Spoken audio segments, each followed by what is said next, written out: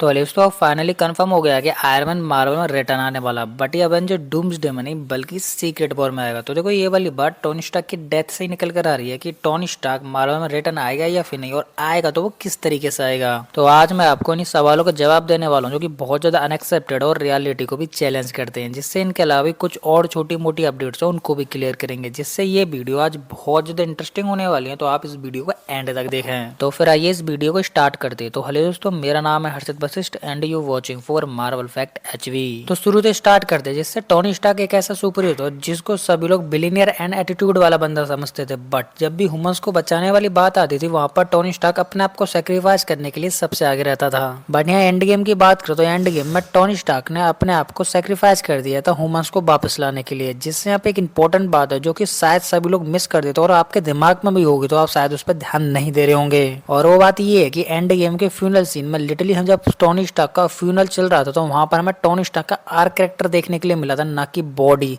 जिससे एक यही बात निकल कर आती है कि मार्वल वालों को लास्ट टाइम या फिर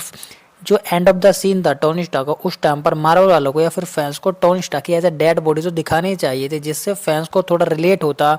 या फिर फैंस कनेक्ट कर पाते कि एक्चुअली में हाँ अब फाइनली टोनी स्टार्क की डेथ हो गई है। जिससे मार्वल वालों ने यहाँ पर डायरेक्टली नहीं बल्कि इनडायरेक्टली ये तो दिखा दिया कि हाँ टोनी स्टार्क को आगे फ्यूचर में कभी ना कभी रिटर्न तो कर सकता है। तो देखो ये वाली बात कहीं से निकल के तो नहीं आ रही, बट मेरे अकॉर्डिंग ऐसा हो सकता है कि जब टोनी स्टार्क की डेथ हुई होगी तो उस टाइम पर पेपर या फिर हैप्पी जो कि टोनी स्टार्क के सबसे क्लोज कैरेक्टर थे, जिससे इन्होंने सोचा हुआ कि हम टोनी स्टार्क की बॉडी को कहीं फ्रीज करके रख लेते हैं, जिससे फ्यूचर में हम कुछ ऐसी टेक्नोलॉजी आ जाए जिसका इस्तेमाल करके हम टोनी स्टार्क को ऐसा दोबारा जिंदा कर ले। तो देखो ये तो रही एक बात। तो इसके बाद अब आगे बढ़ते और बात करते कि टोनी स्टार्क के रिटर्न एमसीयू में अब इतना इंपॉर्टेंट हो क्यों जाता। तो इसके दो रीजंस निकल कर आते हैं जिस वजह से सभी लोग टोनी स्टार्क के रिटर्न को लेकर थोड़ा कंफर्म कर रहे हैं। तो देखो मैं यहाँ पर आपको एक चीज क्लियर कर देता हूँ जो कि मार्वल ने ऑफिशियली कंफर्म कर दी, और वो चीज ये है कि मार्वल टोनी स्टार्क की डेथ एंड गेम वाली को अंडो नहीं करने वाला है। तो यहाँ पर एक बात निकल कर आती है कि जब अंडो नहीं करने वाला तो ये कंफर्म है कि Marvel Tony Stark as RDJ को रिटर्न नहीं करने वाला है। तो देखो यहाँ पर जब टोनी स्टार्क का रिटर्न एमसीयू में नहीं हो रहा है या फिर वो डूम्सडे में नहीं आ रहे हैं, तो यहाँ पर डूम्सडे एंड सीक्रेट वॉर में पेपर पॉटर हैप्पी का रोल क्या है। जब वो टोनी स्टार्क के साथ कनेक्टेड नहीं है तो उन्हें एमसीयू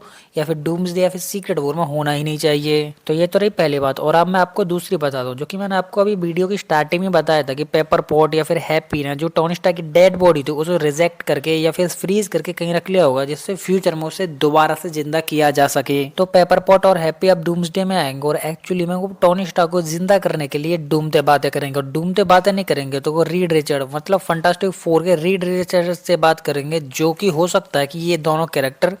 या इनमें से कोई एक कैरेक्टर टोनी स्टार्क को फिर से जिंदा कर सकता है। और इसी के साथ मैं आपको यहाँ पर इनसाइडर की तरफ से आने वाली एक अपडेट को और कंफर्म कर देता हूँ जो कि इनसाइडर ने पूरी तरह से क्लियर कर दी है। जिससे इनसाइडर ने बोला है कि डूम्सडे में डूम के 3 डिफरेंस रोल होने वाले हैं, जिसमें से पहला डूम का रहेगा और दूसरा आरडीजे का, और तीसरा रोल तो मुझे खुद नहीं पता है। जिससे ये वाली अपडेट पहले भी काफी ज्यादा वायरल हुई थी और इस चीज को मार्वल ने भी कंफर्म करा था, जिससे मार्वल ने बोला था कि हाँ डूम्सडे में डूम के 3 डिफरेंस रोल होने वाले हैं, बट मार्वल ने क्लियर ये नहीं करा था कि हाँ वो आयरन के भी होंगे या फिर उनमें कोई सुपर कैरेक्टर भी हो सकता है या फिर प्रॉपर्ली डूम ही इनमें कैरेक्टर होने वाले हैं। बट इसी के साथ जब रूसो ब्रदर्स ने स्टीव रॉजर को लेकर एक बात क्लियर करी थी या फिर अनाउंस करी थी, जिससे उन्होंने बोला था कि स्टीव रॉजर अपने डूम्सडे में जब तक नहीं आएंगे जब तक मल्टीवर्स या फिर डूम्सडे परफेक्टली सूट हो ही नहीं सकती है। और यही बोला था कि डूम्सडे में जितना इंपॉर्टेंट डूम है उससे ज्यादा या फिर उतना ही स्टीव रॉजर भी इंपॉर्टेंट था। तो स्टीव रॉजर डूम्सडे में नहीं आएगा तो एक्चुअली आप सोच सकते हो कि डूम्सडे परफेक्टली शूट नहीं हो सकती या फिर परफेक्टली कंटिन्यू नहीं हो सकती है। तो देखो यहाँ पर फिर एक बात निकल कर आती है कि स्टीव रॉजर ने एक गलती करी थी पास्ट में रोकने की, बट उससे बड़ी गलती करी थी टोनी स्टार्क ने 6 इन्फिनिटी स्टोन्स को होल्ड करके अपने आप को सेक्रीफाइस करने की।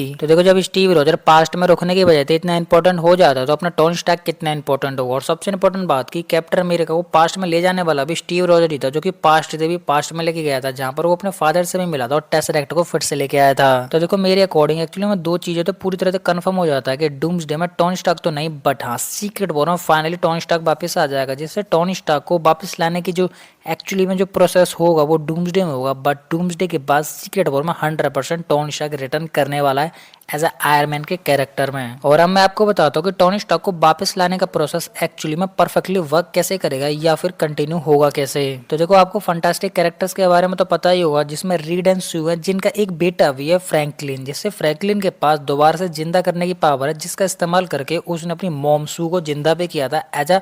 Fantastic Four first step movie में। तो इसी के साथ जब फंटास्टिक फोर कैरेक्टर्स का यूनिवर्स इनकंजेंस में डिस्ट्रॉय हो जाएगा या फिर इंक्लूडेड होगा, तो ये सारे मेंबर्स एक्चुअली में अर्थ 616 आएंगे, जहाँ पर ये वाली बात हैप्पी को पता चल जाएगी और हैप्पी पेपर को बताएगा, जिससे पेपर और हैप्पी एक्चुअली फ्रैंकलिन से बातें करेंगे और फ्रैंकलिन से बातें करने के बाद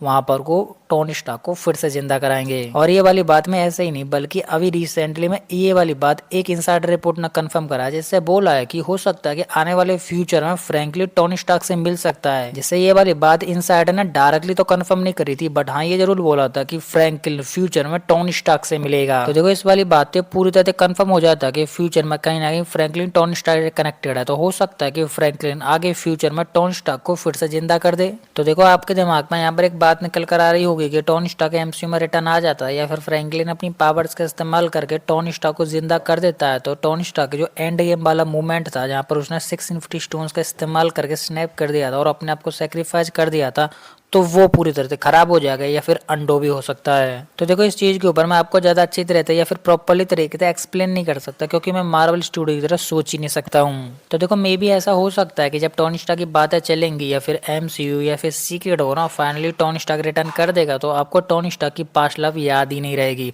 और यहाँ पास्ट लाइफ केवल टोनी स्टार्क के एंड गेम वाली बात बोल रहा हूँ, जहाँ पर उसने स्नैप किया था और उसके बाद वो पूरी तरह से डेड हो गया था। जिससे आप सीक्रेट वॉर में जब टोनी स्टार्क को ऑन स्क्रीन देखोगे तो आपको केवल टोनी स्टार्क की होने की या फिर रिटर्न आने की खुशी होगी, ना कि उसके पास्ट में डेथ होने की। और हमारे लिए यही इंपॉर्टेंट है कि फाइनली टोनी स्टार्क वापस आ गया। बट मैं यहाँ पर आपको एक बात और क्लियर कर देता हूँ कि जब सीक्रेट वॉर में टोनी स्टार्क वापस आएगा, जो कि फ्रैंकलिन की पावर का इस्तेमाल करके आया था, तो एंड गेम में जो टोनी स्टार्क की डेथ हुई थी उसके फ्यूचर में वापस आने की वजह से पास्ट एंड गेम वाली डेथ पर कुछ भी फर्क नहीं पड़ने वाला है। और इसी के साथ रूसो ब्रदर्स की ये वाली बात भी सही हो जाएगी, जो कि उन्होंने टोनी स्टार्क की डेथ लेके बोला था, जिससे उन्होंने बोला था कि हम टोनी स्टार्क की एंड गेम वाली डेथ को अंडो नहीं करने वाले हैं। तो मेरे हिसाब से अब एंड गेम की टोनी स्टार्क की डेथ अंडो हो या ना हो, बट अब ये पूरी तरह से कंफर्म हो ही चुका है कि वो सीक्रेट वॉर में फाइनली रिटर्न करने वाले हैं। तो देखो ये वाली बात है, तो वो बात हो गई जिससे पूरी तरह से कंफर्म होता है कि सीक्रेट वॉर में या फिर एमसीयू में टोनी स्टार्क रिटर्न आ ही रहा है।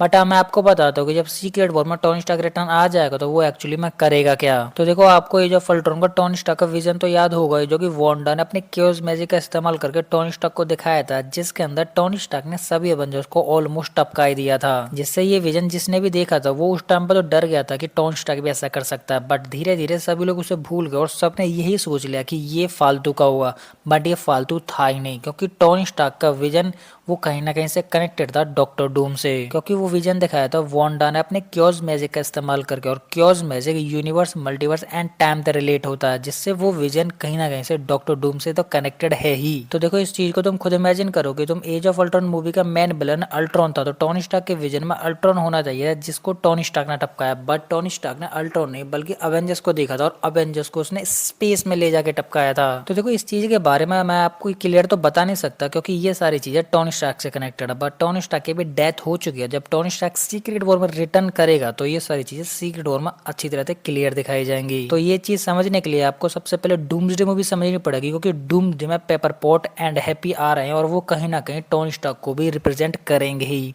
और उसके बाद जब सीक्रेट वॉर में टोनी स्टार्क का फाइनली रिटर्न हो जाएगा, उसके बाद दिखाया जाएगा कि हाँ वो वाला टोनी स्टार्क का विजन कहीं ना कहीं से डूम से कनेक्टेड था या फिर वो किसी और चीज से कनेक्टेड था। वैसे आपको क्या लगता है कि वो टोनी स्टार्क का एज ऑफ अल्ट्रॉन वाला विजन जहां पर उसने सभी एवेंजर्स को टपका दिया था, वो किससे कनेक्टेड होगा या फिर वो फालतू ही था? वो आप मुझे कमेंट में बताएं। तो देखो ये थी सारी डिटेल, अपडेट एंड स्टोरी जिनसे फाइनली कंफर्म हो जाता है कि सीक्रेट वॉर में टोनी स्टार्क वापस आ रहा है और वो किस लिए आ रहा है ये भी कंफर्म हो जाता है। और इसी के साथ फिर भी मैं यहाँ पर किसी भी अपडेट को मिस कर देता हूँ तो वो आप मुझे कमेंट में बताएं, जिसको मैं अपनी नेक्स्ट वीडियो में कवर कर लूंगा। तो इसी के साथ अब ये वीडियो खत्म होने वाली है और आपको हमारी ये इंटरेस्टिंग वीडियो पसंद है तो लाइक कर दे। और इसी के साथ आप इस चैनल पर नए हैं तो चैनल को सब्सक्राइब कर लें और सब्सक्राइब करने के साथ साथ हमारे इस बेल आइकन को भी ऑल पर सेट कर लें, जिससे कि आपको हमारे इस चैनल की किसी भी नई वीडियो की अपडेट इजीली मिल सके। तो इसी के साथ अब मैं इस वीडियो को यहीं पे एंड करता हूँ। तो आप हंसते रहिए, मुस्कुराते रहिए और अपनी फैमिली के साथ खुश रहिए। तो मैं मिलता हूँ आपको किसी और ऐसी हमारी मजेदार वीडियो में, तब तक के लिए गुड बाय।